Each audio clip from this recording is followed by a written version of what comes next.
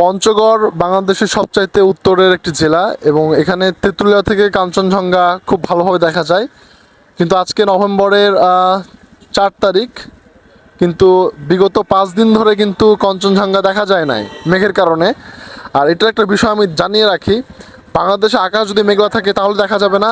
আবার ওই পাশে মানে কাঞ্চনজঙ্ঘা যেখানে অবস্থিত এই পর্বতটা নেপালের দিকে, সেখানেও যদি মেঘ থাকে তাও কিন্তু দেখা যাবে না। সেক্ষেত্রে বাংলাদেশে যদি আবহাওয়া ভালো থাকে তাও কিন্তু দেখা যাবে না। তো আজকে দুই দেশেরই কিন্তু আবহাওয়া ভালো আছে। আমাদের একটু পরে ট্রেন আছে 9টার দিকে, আমরা চলে যাব। তারপরেও কিন্তু কাঞ্চনজঙ্ঘা হচ্ছে আজকে দেখা যাচ্ছে। এটা একটা গুরুত্বপূর্ণ বিষয়। তো আমি ভাবলাম যে ব্রিজ থেকে ভিডিও করি। এটা হচ্ছে পঞ্চগড়ের প্রাণকেন্দ্র শহরের একবারে মাঝখানে আছি। দেখতে পাচ্ছেন কতটা ব্যস্ত এরিয়া।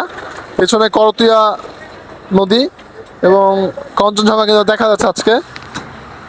ওই যে টাওয়ারের পাশে আপনারা দেখতে পাচ্ছেন, ক্যামেরায় ফোকাস করছি, ওটাই সেই কিন্তু কাঞ্চনজঙ্ঘা, যার প্রেমে, যার রূপে সৌন্দর্যে মুগ্ধ হয়ে প্রতি বছর কিন্তু শত শত, প্রতিদিন হাজার হাজার পর্যটক কিন্তু এই তেঁতুলিয়ায় পঞ্চগড়ে পা রাখছেন।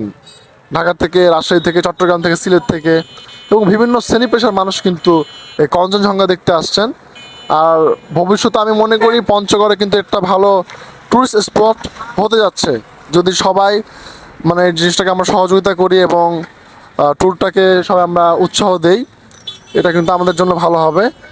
আর ইন্ডিয়া থেকেও কিন্তু অনেকে আসে কাঞ্চনজঙ্ঘা দেখতে, কারণ বাংলাদেশ থেকে খুব ভালো দেখা যায়। তো আমরা অনেক সৌভাগ্যবান আজকে যারা আসছে বা যা চলে যাচ্ছে, কিন্তু যাওয়ার সময় যেতে যেতে কিন্তু আমরা কাঞ্চনজঙ্ঘার দেখা পেলাম। আপনারা সুযোগ পেলে আসবেন, তবে বেস্ট সময় হচ্ছে অক্টোবরের মাঝামাঝি সময়। সবাই ভালো থাকবেন। ভিডিওটি দেখার জন্য সবাইকে অসংখ্য ধন্যবাদ।